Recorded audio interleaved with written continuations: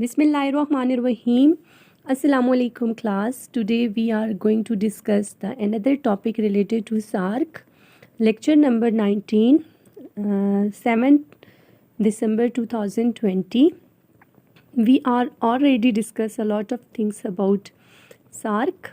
As we know, there is a 8 members country of SARC in which Nepal, Bhutan, Maldives, Sri Lanka, India, Pakistan, Bangladesh, and later on Afghanistan is also included. And this is the basically chain of the organizations already operating in the other parts of the world. If we are taking the example just like RCD, OIC, so due to the SARC, South Asians Association for the Regional Cooperation, as we know, the SARC is the formations of SARC is behind the large area become involved in the regional cooperations. These regions are compress the billions of the peoples. So that's why the SARC was formed for the SARC formation is going on. So as we already discussed the integrations, there is a lot of reasons behind the political integrations of SARC. So we are discussing the political integrations, needs, relations, economic, social exploitations in the world was there. So that's why these types of the organizations was formed. So South Asian country decided to make a SARC. So behind several reasons.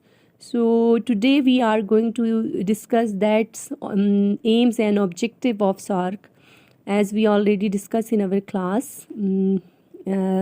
जैसे हमने अपनी class में बहुत सारे इसके aspects discuss किए थे कि जिनमें था कि SARC का पर्पस यही था to remove the poverty, population purpose, stabilizations, maintenance of the human rights, removing of the food securities, promotions of health and other things related to this के जैसे हमने डिस्कस भी किया था कि nutrition of the protections of environment also included the aim of this organizations within a region जो चीज़ें इसको प्रोटेक्ट करती थी. तो उसमें हम देख सकते थे कि इम्प्रूविंग द ग्लोबल पोजीशंस को भी हमने डिस्कस किया था. इकोनॉमिक्स फील्ड भी हमने ऑलरेडी इसमें डिस्कस कर चुके हैं. इंटरनल ट्रेड और इंट्रा रीजनल ट्रेड के बारे में भी हमने इसके बारे में पढ़ा था. और बहुत सारे हमने जो फ्री ट्रेड एरिया को कवर्ड करते हैं उसमें देखा था. बायलैटरल ट्रेड क्या था, एफिशिएंसी इन द प्रोडक्ट्स को भी डिस्कस किया था. Social and economic security purpose और बहुत सारे बेनिफिट्स पे किया था.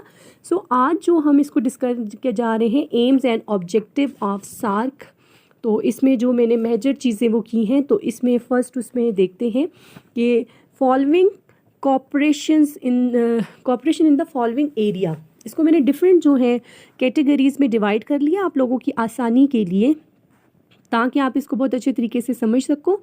सो फर्स्ट ऑफ ऑल अगर हम देखें तो मेजर ऑब्जेक्ट्स में हमने इसको किया है. तो बच्चों मेजर ऑब्जेक्ट्स में अगर हम इसको देखें तो promote the welfare of the people. Already we are discussed about a lot कि किस तरह जो है विदिन अ रीजन इन 8 ममालिक्स का ये था कि वो सारी चीज़ें वो करें, चाहे वो फ्री ट्रेड एरिया में हो या कॉपरेशन मैटर में हो या स्टेबलाइजेशंस में हो, तो किस तरह उस तरीके से जो है लोगों की वेलफेयर मुमकिन हो सकती है. सो इस वजह से मैंने फ़र्स्ट ऐड किया है. आपको देख लें इसको कि welfare of the people, promote the welfare of the people. So इसमें ही अगर हम देखें तो improve the quality of the life, standard of life, क्योंकि इस रीजन के लोगों को, कंट्रीज़ को ऑलमोस्ट प्रॉब्लम्स भी एक जैसी थी ना. जैसे इसकी पॉवर्टी में हम देखें और एग्रीकल्चर डेवलपमेंट में देखें, म्यूचुअल ट्रस्ट में देखें, बहुत सारी इनकी प्रॉब्लम सेम थी. सो फॉर्मेशन ऑफ SARC या इसके एम ऑब्जेक्टिव में हम ये भी चीज़ शामिल कर सकते हैं कि due to this they are improving the life of the peoples. लोगों की वेलफेयर के लिए है ना, तो लोगों की लाइफ स्टैंडर्ड्स को हम बेटर से बेटर कर सकते हैं.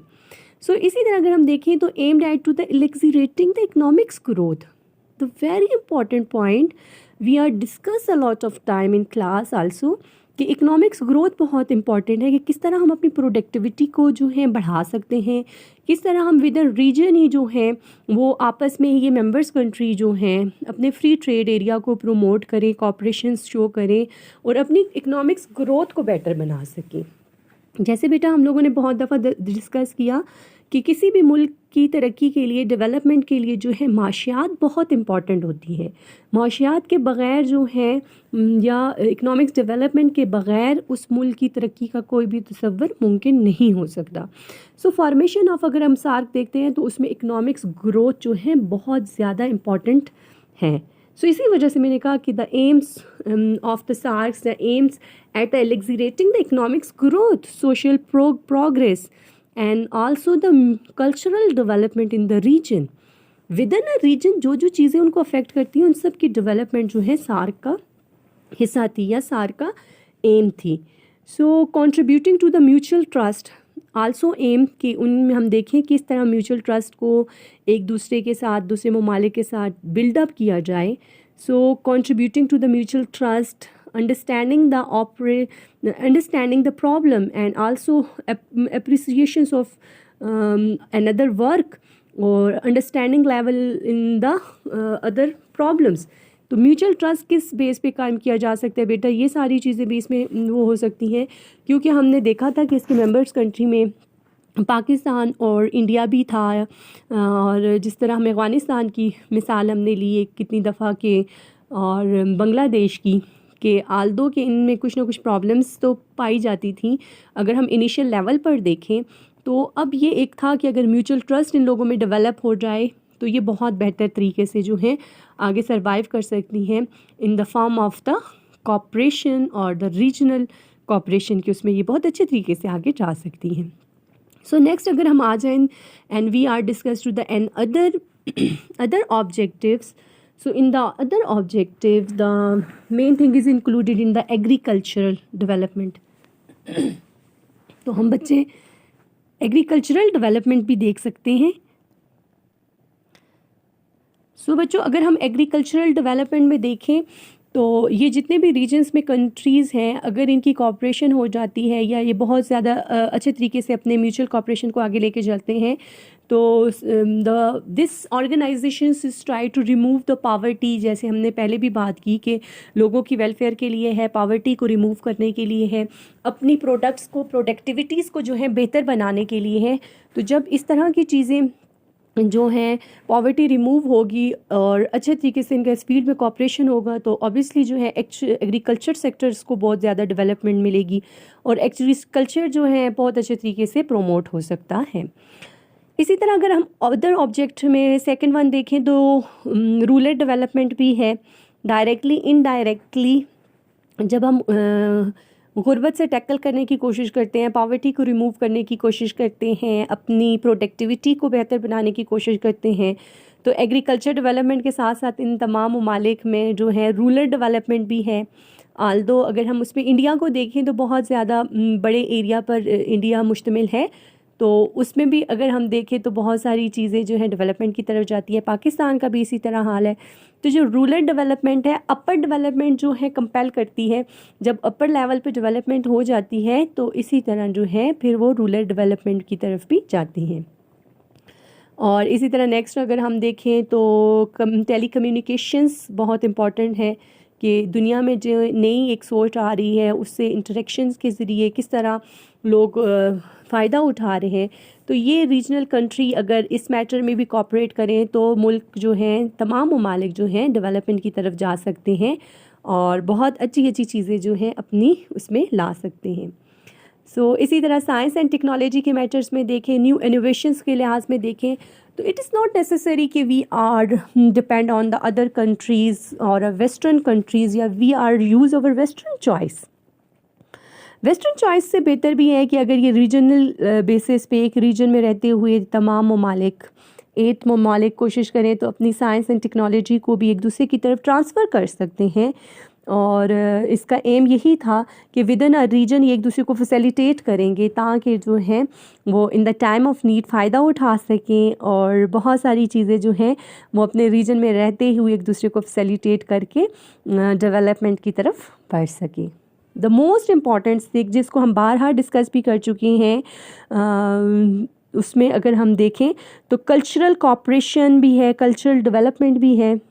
तो जब साइंस और टेक्नोलॉजी में डेवलपमेंट आएगी तो क्योंकि हम देखें इस रीजन में तमाम तर लोग जो हैं किसी न किसी हवाले से एक दूसरे के साथ जुड़े हुए हैं, उनमें जो है बहुत सारी चीज़ें, ज़ाहिर है एक रीजन का असर भी है। कितने साल अगर हम पाकिस्तान और इंडिया की एग्ज़ाम्पल ले लें तो under the British rule, under the east India company rule कितने 100 साल तक वो साथ रहे हैं। और फिर इसी तरह बांग्लादेश की हम मिसाल ले लें तो उनकी जो कल्चरल रूट्स हैं, एसोसिएशंस हैं, वो भी एक तरह हैं। तो इसकी फॉर्मेशंस के बिहाइंड किसी न किसी तरीके से था कि हम कल्चरल कॉपरेशंस को भी मुमकिन बनाएं, डेवलपमेंट की तरफ जा सकें। अब अगर हम अफ़गानिस्तान को देखें तो वो मुस्लिम कंट्री है, तो इस्लामिक आइडियोलॉजी के लिहाज से हम उसको इसके साथ कनेक्ट कर सकते हैं। सो एक ये आस्पेक्ट्स भी हो सकता है इसका। So next we are going to other level, the very important thing to promote the collective cooperation in the region। अगर हम देखें collective development या collective cooperation in the field of in this region, कि भाई तमाम ममालिक को collectively एक अपना एम एंड ऑब्जेक्टिव लेके जाना चाहिए, एक दूसरे के साथ कॉपरेट करना चाहिए ताकि वो हर मुल्क भी तरक्की करे, फिर उस तरह उनका रीजन पे भी फ़र्क पड़े और रीजनल डेवलपमेंट भी गो ऑन हो सके। यहाँ पर अगर हम इस पे देखें ना, promote the collective cooperation in the region, कि भाई जितने भी इन ममालिक्स में, कंट्रीज़ में जितने प्रॉब्लम्स थे उनको टैकल डाउन किया जाए और in the field of good things, जिसमें एग्रीकल्चरल वो आ गया, पॉवर्टी को रिमूव करना आ गया, distribution of science and technology को आ गया, तो उन चीज़ों को लाया जाए तो उससे जो है एक तो म्यूचुअल ट्रस्ट उनका कायम होगा और एक अगर हम देखें तो उनकी जो है प्रमोशन होगी कलेक्टिव कॉपरेशंस को, और इस तरह रीजन जो है वो बहुत ज़्यादा स्ट्रॉन्ग पोजीशन अपनी शो आउट कर सकता है। सो इसी तरह बच्चे मैंने नेक्स्ट उस पे देखा वो हेल्थ के मैटर को हमने इसमें मैंने एक ऐड किया है। अगर आपको ये स्लाइड सी नज़र आ रही हो तो हेल्थ फैसिलिटीज़ भी अगर हम देखें तो इसी तरह रीजन्स में जब वो अपना कॉपरेशन लेवल बढ़ाएंगे तो ऑब्वियसली जो है लोगों की जैसे पॉपुलेशंस को बहुत सारी फैसिलिटीज़ अवेलेबल होंगी, तो उसमें हेल्थ फैसिलिटीज़ को भी हम इंक्लूड कर सकते हैं अदर ऑब्जेक्टिव में। मेन ऑब्जेक्टिव हमने तो बेटा डिस्कस कर ली है, मेजर ऑब्जेक्टिव हमने डिस्कस कर लिए थे, तो यहाँ पर अदर ऑब्जेक्टिव का मतलब यही है कि अगर हम उसको देखें तो वो 3 हिस्सों में हम डिवाइड कर लें, जिसमें हम इमीडिएट ऑब्जेक्टिव भी कोर ऑब्जेक्टिव कह सकते हैं, first one, second one immediate objective कह सकते हैं, थर्ड वन जो है हम लॉन्ग रेंज ऑब्जेक्टिव कह सकते हैं। और इमीडिएट ऑब्जेक्टिव बेटा हम उसमें ये कह सकते हैं कि जो हमें इमीडिएट बेसिस पे चाहिए हों, और फिर उसके बाद कोर ऑब्जेक्टिव जो किसी भी नेशन का बहुत कोर ऑब्जेक्टिव इस तरह है कि उसको बहुत नेसेसरी है और नीड है उसकी, उसको चाहिए होता है। और इसी तरह लॉन्ग रेंज ऑब्जेक्टिव जो वक्त के साथ साथ चाहिए हों। तो इसी तरह अगर हम हेल्थ फैसिलिटीज़ को देखते हैं या पॉपुलेशन वेलफेयर को देखते हैं तो ये अगर ऑर्गेनाइजेशन बहुत अच्छा काम अपना करती है, अपने एम एंड ऑब्जेक्टिव को फॉलो करके चलती है, तो वो सारी चीज़ें जो हैं इसको वक्त के साथ साथ हासिल हो जाती हैं। और अगर हम इस पे ये दोबारा हेल्थ और फिर पॉपुलेशन वेलफेयर भी हो गया, इसी तरह हम ट्रांसपोर्टेशंस पे अगर बात कर लें या दुनिया के हर शोबे में ज़ाहिर ताल्लुकात बनाने के लिए दुनिया को एक दूसरे के साथ प्रोग्रेसिव रिलेशंस या बहुत सारी न्यू इनोवेशन की तरफ जाना पड़ता है, तो इसी से जो है सोशल प्रोग्रेस भी जो है गो ऑन होती हैं। और ये इसी वजह से मुमकिन होगा कि we are understand and appreciate appreciations of each other work.